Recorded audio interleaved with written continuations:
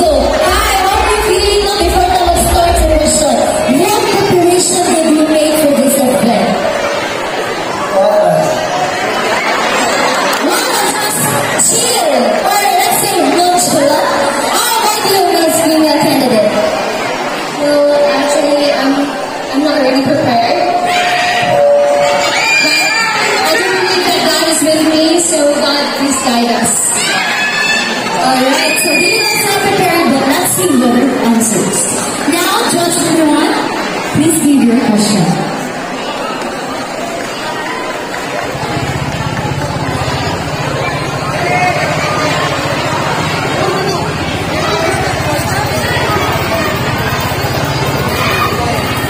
Hello.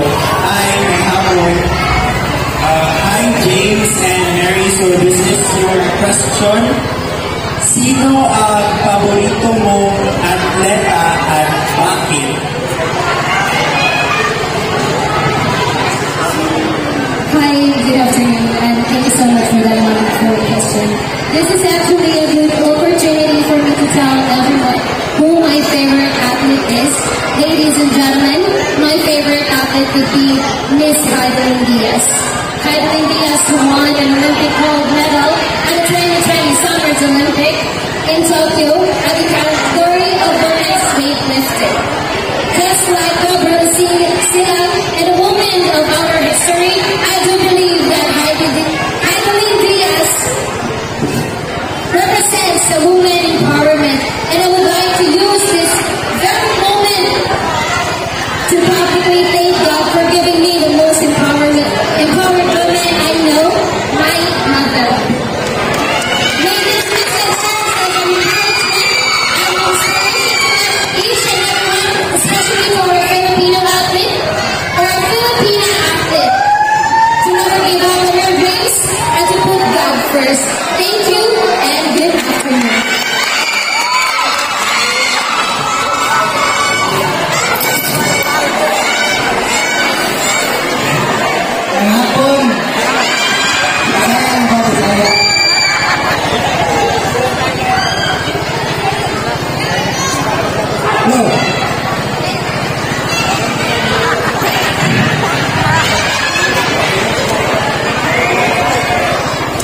So, akong paborito nga kita ngayon si Vanessa.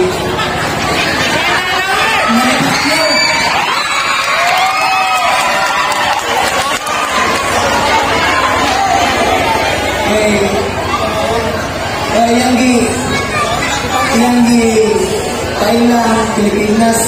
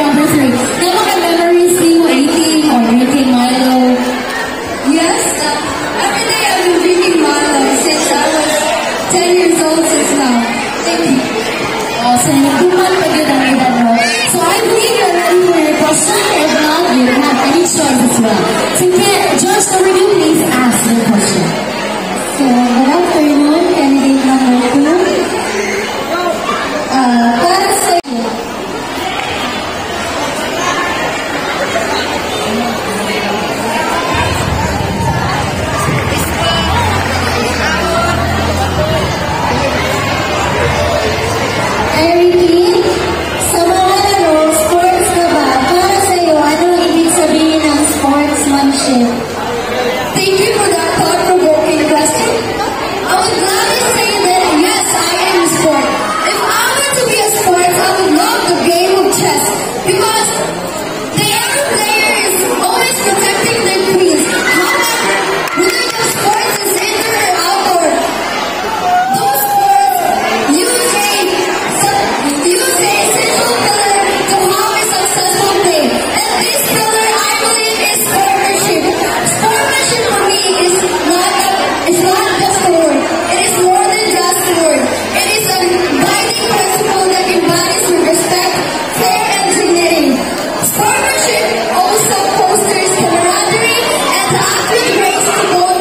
defeats and victories. In short, they're just showcasing their true character on and off the field. To sum it up, sportsmanship is the moral value that defines who we are as a player and as a person.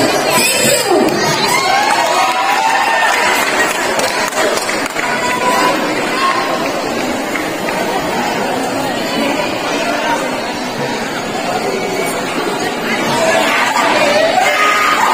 Pakiulit po ng tanong.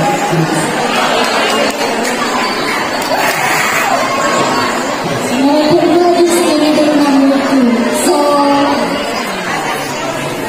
para sa'yo, ano ang ibig sabihin ng sportsmanship? Salamat po sa napakalakas.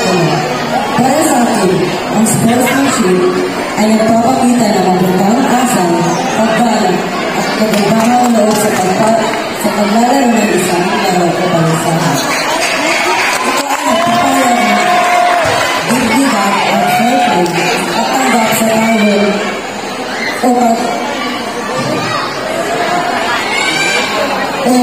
o panalo ng maayos. At ang sportsmanship ay isang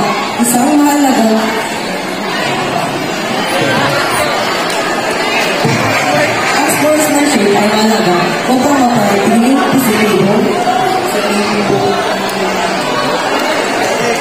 Thank you. Thank you so much, candidates number 2.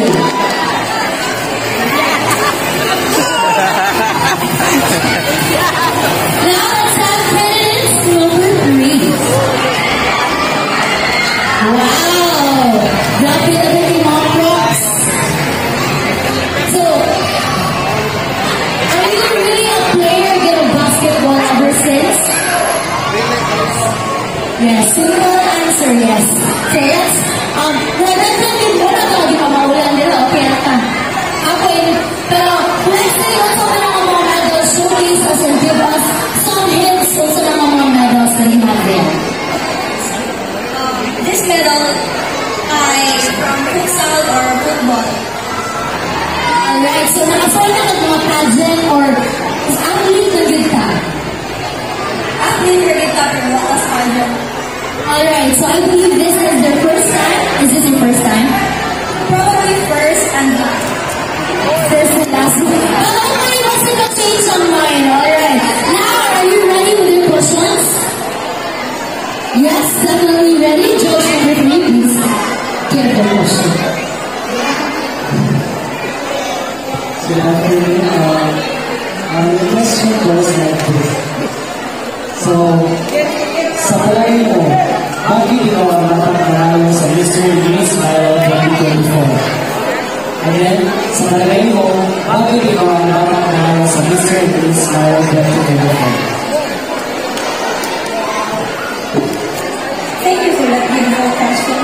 And to answer that, I believe I deserve to win the title of Miss Smile. Because I, as a former Palarong Pambasa player, where I showcased my athletic abilities and strong determination to achieve my dreams. It is important for me to win this competition to be a role model of young people and to inspire others to pursue their goals. By winning this competition would help me to spread the message about also how important maintaining a good health. Together with athletes, let's never stop until we get to the top, because we are the champ. Thank you.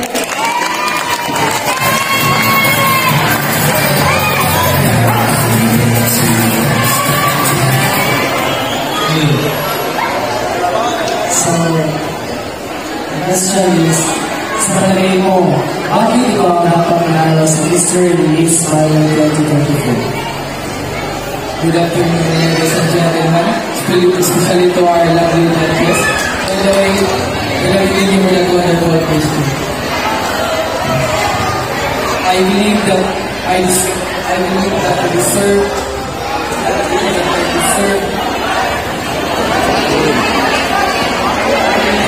to win Mr. Milo 2020 dahil Dahil sa aking dedikasyon at pagmamahal sa basketball. As I started in this basketball summer league, pinagkita ko ang aking support na inspirasyon sa industriya ng sports. And because of my active participation at positive information, I show my determination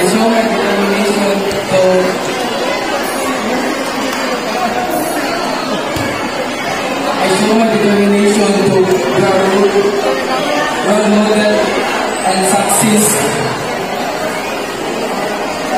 in the basketball summer league community. And I believe that my love for basketball and education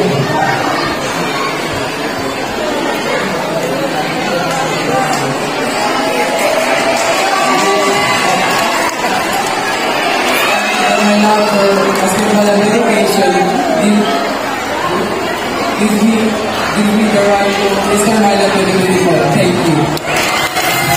Thank you so much, kids. Number 3. Now join me here, kids. Number 4. Alright. Hi, candidates number 4. Let's start with the female candidate. How are you feeling right now? Is this your first time joining a pageant or pageant program? Honestly, this is my last stage. Welcome back. And let's see if sa comeback ma-earn ba niyo mo ang Miss Smile 2024. So how about you, Mr. Cyril? Is this your first time joining? Yep, this is the first time I joined in, and I appreciate for having me here. So maybe sooner or later I might join again. Well, grabe. Dili ba ito sa mga question na pero nag-English na? Okay, di ako mawala. I know you both guys are ready. So Judge number 4, give us the question. Good afternoon. What do you like? Filipino or English? We prefer English.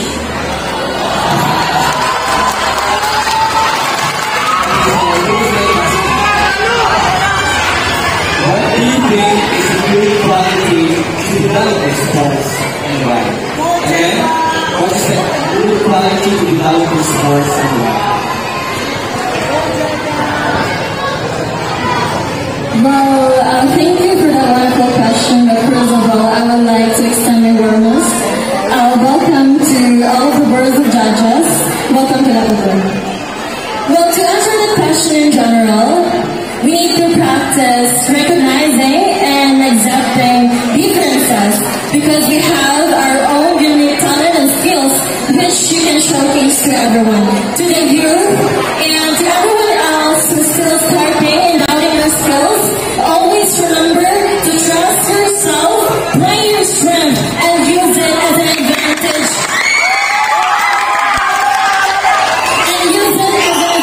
To develop your skills and achieve your goals. And the most important characteristic or quality to develop your skills, I think that would be being humble. Because you know from the start where you started, you came from the bottom before you stand there in front of everyone here. And everyone here being confident and which means that you and your CQ trusted you to join this kind of big competition. Say this would be the start of your journey to trust yourself and develop your skills for future sports competition. And again, this is Becky August Gumaras, and I am from CQ Labihan, and Gumas from Abu Edua. Thank you.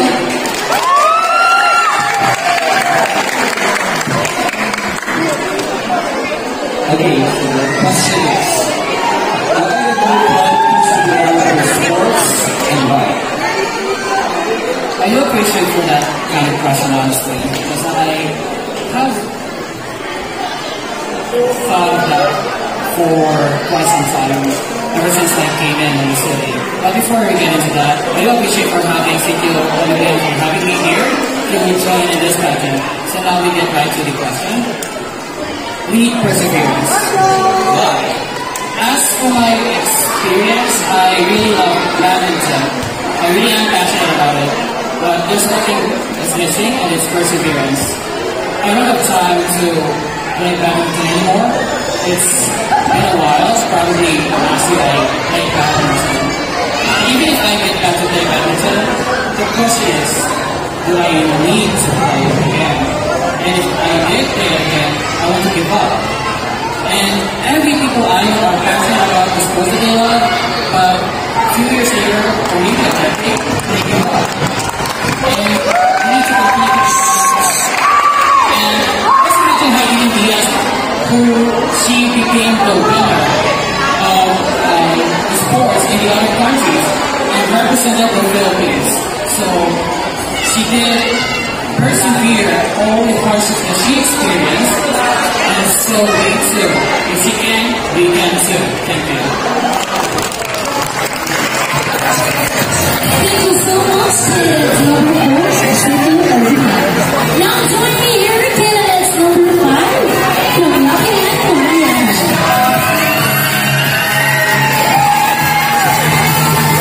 Alright, so naman nagdagi mga props na. I'll start with the lead candidate. What preparation did you make for this competition? Ito, very good. I love sleep, but of course, my love. How about you, female candidate? Prepare lang, chill lang. Mga chill na ginatagala. Pagod na kayo sa tuwan. Of course, let's see sa inyo answer. Are you ready? Definitely ready? Joshua White, give us a question. Hi, Trisha and Kenji.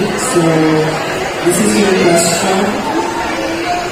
If ikaw ay isang sports equipment, ano ka at bakit? Thank you for the wonderful question. If ako ay isang sports equipment, ako ay maging isang bola ng volleyball. At bakit? Dahil bilang isang manlalaro ng volleyball, naniniwala ako na ang bola ay ang sentro ng laro at dinadala nito ang saya at pagkakaisa o teamwork ng mga manlalaro at mga manlalaro. Kapag ng bola ng volleyball, gusto ko maging isang instrumento na nagbibigay ng kasiyahan at nag-uugnay ng iba't ibang tao. Ang bola ng volleyball ay madalas itong tinatamaan at nahuhulog. Ngunit palagi itong bumabangon at nagpapatuloy. Ito ay naglalarawan ng katatagan at determinasyon na nais kong ipakita. Yun lang po at maraming salamat.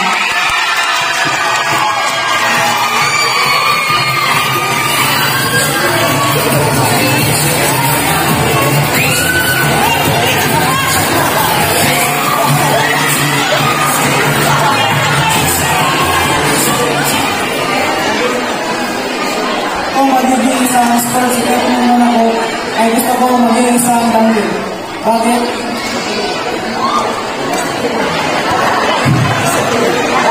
Kasi gusto ko magtulong na mas healthy at fit ang mga tao. Yun ang isang dumbbell. Magtutulungan ko kaya naman sa lakas at isang individual. Sa paggamit ng dumbbell na kailangan natin ng lakas na loob at kombinasyon para magamit ito. Sa pag-train ng fit at healthy ang katawan ng hirap. Pero gusto ko ipamukha sa lahat ng tao. Hindi lang sa larangan ng kalusugan, pati rin sa ibang larangan ng buhay. Na kahit gaano kahirap ang isang bagay, ay kaya natin ito umabot.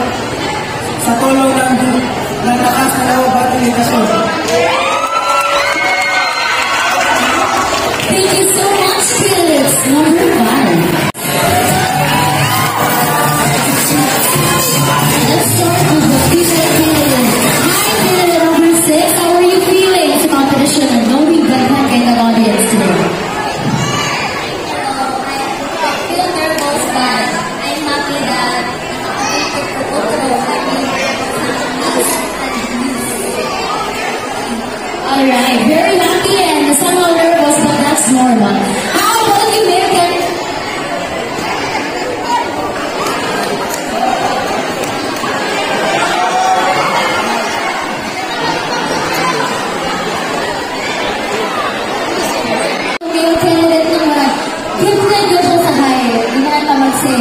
So, how are you feeling tonight? The group of audience, and is it your first time joining? How are you feeling? Hindi na siya yes or no. How are you feeling?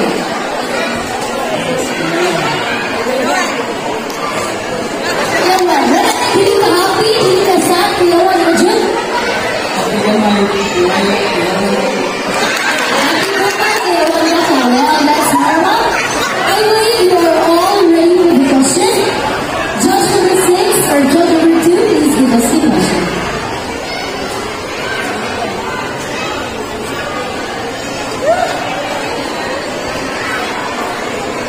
Hi, candidate number 6. So this is my question.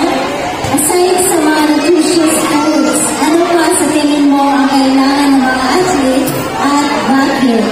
I repeat, aside sa mga nutritious foods, ano pa sa tingin mo ang kailangan ng mga athlete at bakit?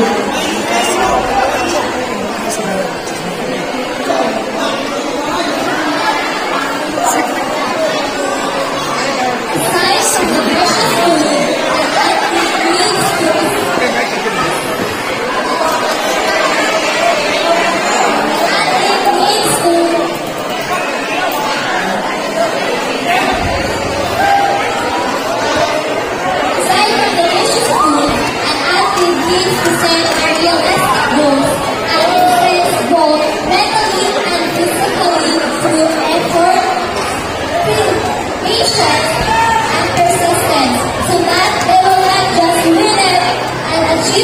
but also they can be the best and a great athlete. And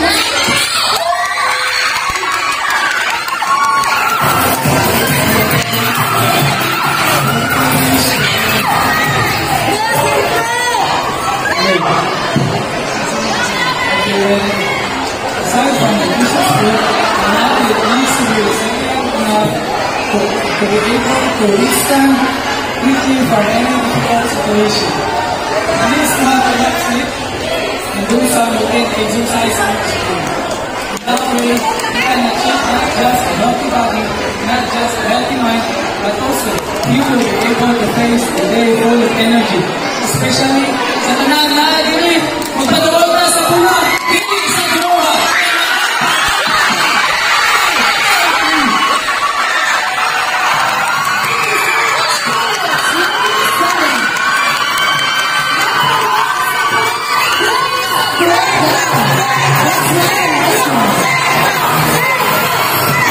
alright, so since we have some technical difficulties, Angelina and the lights are requesting everyone. If you want to clap or cheer for your candidate, please reserve it after we answer the question. So the judges can better hear the answer, alright? Now let's proceed with candidates. Number 7.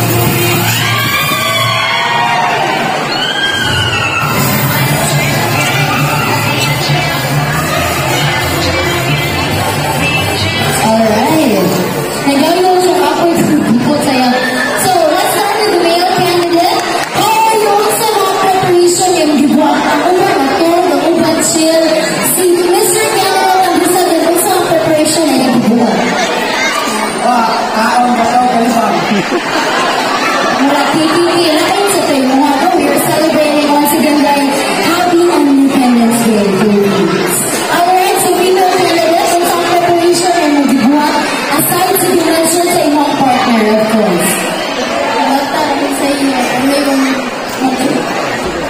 so, pwede siya malate, nilota siya sa iyo para sa Milo. So, shout out sa mga tao din ako, sige kayo ito, this is the Milo, saan na good mo. Alright, so right now, I believe you're both ready. Judge number 3, please ask the question.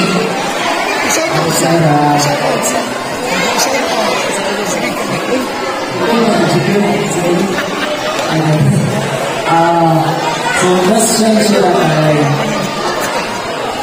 paano mo makukumbinsi ang mga bata na mag-Milo everyday? Again, paano mo makukumbinsi ang mga bata na mag-Milo everyday? Thank you for the wonderful question. Once again, good afternoon, everyone.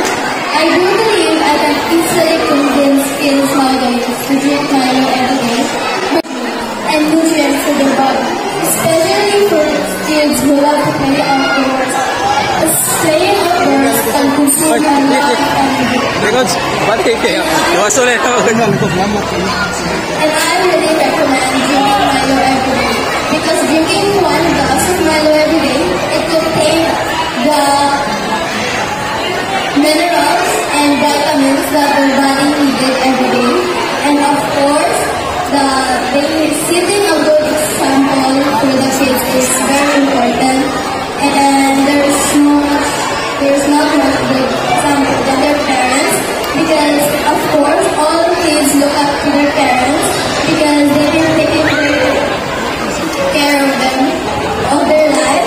So I also recommend for the parents to drink Milo every day, because they also need their energy and nutrients for their everyday work, everyday responsibilities, especially for taking care of the kids. And of course, because kids look up to their parents, they do ilang sa buhaton kung sa nakita sa ilang parents. So, if makita, so medyo naman makita sa ilang mga bata na nag-inom ng mga nutritious drink like Milo para sundin mo. Kaya, of course, kinsa man tayo biniganahan na healthy. And yeah, that's all. And I thank you.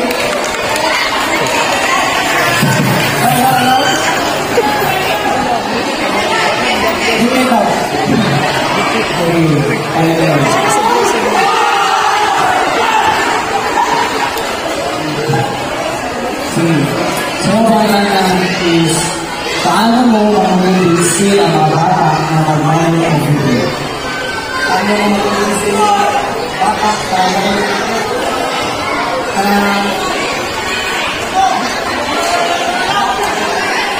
Duro ka na lang sa isang koban. Moro ko, thank you.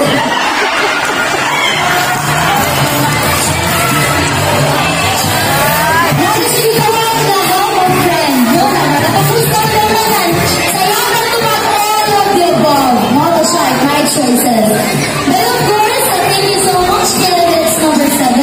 So I'd like to remind everyone else that no among your parents or winners will be from different CPOs guilds. So hindi pa sagot ka kung winner ang male candidate, winner na yung female. So nakalayan sila sa male and female. Now let's have candidates number 8.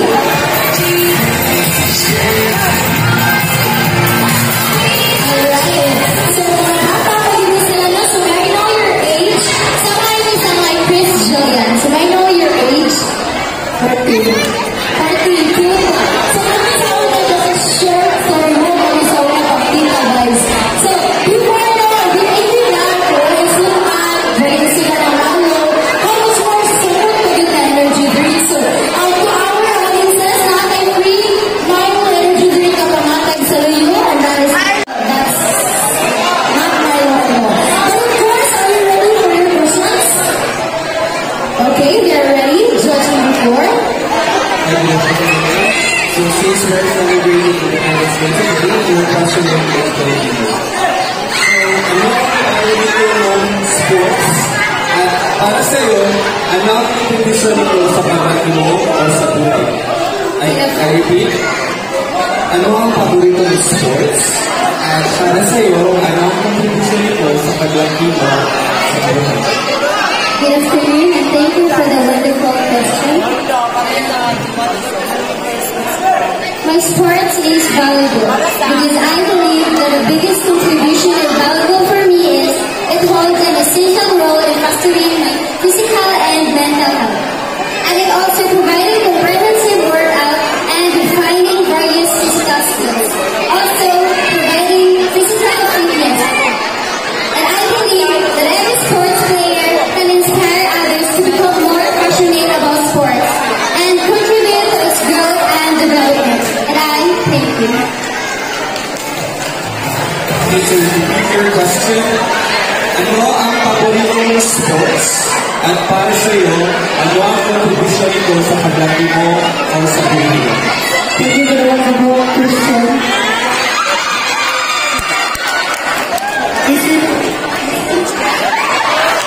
Isip mo sa presidente ng atleta, kailangan na ang paborito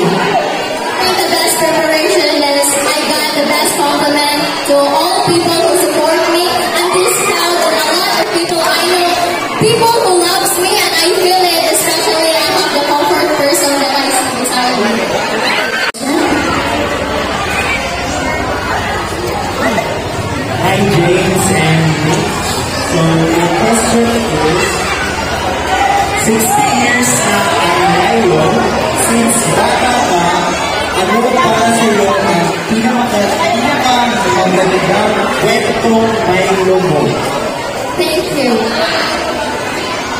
As a Filipino child growing up in a home with Milo, I believe that there's a lot to look back. I remember when there's a Milo campaign, they put different athlete influencers in front of the Milo packaging. And my siblings and I would love to pick one, and after we drink it, we imagine ourselves that we will become like them. But by that, it strengthened our bond together. And I guess that one of us will happen as I present myself here and I stand myself here bravely with Milo. Aside from that, Milo becomes my comfort ulam. Milo is not just comfort ulam, but it is a survival aid to every Filipino. And I'm so happy that up until now, kids are enjoying doing it. And when life gives us the bittersweet, Milo is there willing to give us the sweetest life with a serve. And I'm honored and proud to say that Milo is not just my childhood, but it is my childhood. Thank you, Milo Apple.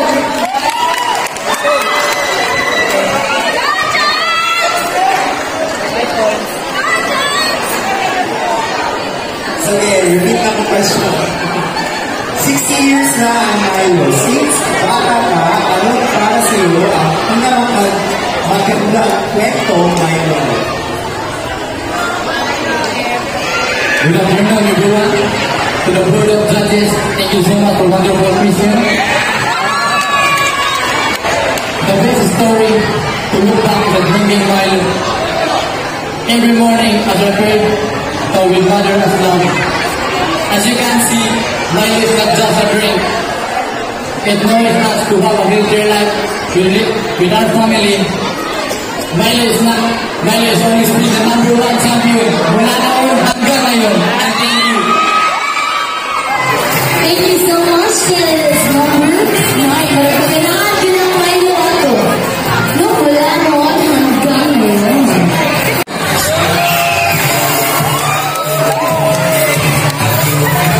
Alright, before we ask you your question, how does it feel to be candidates number 10? Kabasa ma-pageant, malipagin ka ba sa last ka kayo? Pageant ka, film ka, how about you? What's your feeling being the candidate number 10? And you want to save the best for last. Okay. Okay, very nonchalant answer. How would you be the candidate? Why? Happy that the last call is happy that the last is our answer. Ganito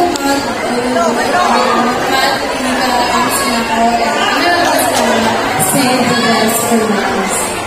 Indeed, it is an advantage, no? So, are you guys ready? Wala din mo yun. Of course, Josh number 3, please ask the question. So, hi, candidate number 10. So, this is my question.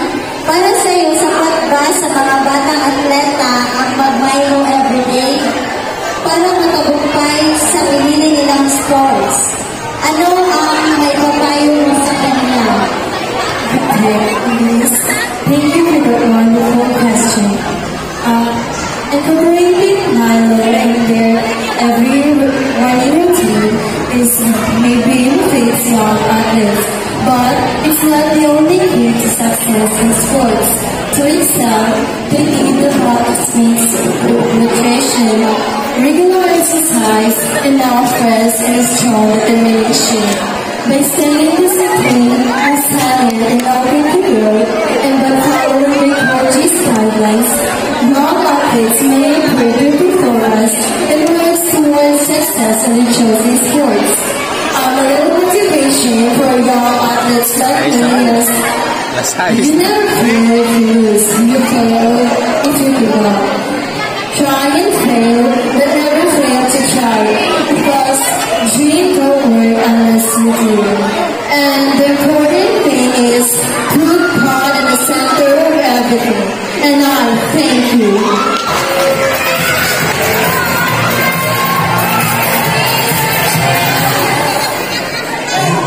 I repeat,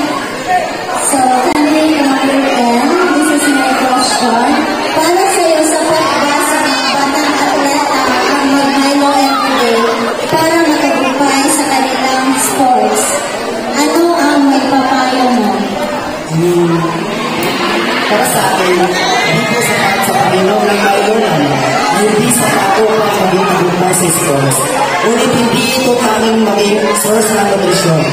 Ang tagumpay sa sports ay resulta ng kombinasyon ng mga nutrisyon, regular na training, sa pagpapahinga at mental preparation. Ang isang porsigilang batang na ay naniniwala ang hindi pwede ang pwede. Kinakailangan ng pagiging porsigito sa panahon ng pagkatawag at ito ay pagkatawag ng sisibing inspiration upang mag-idihan sa susunod na laban. Mag-mayor,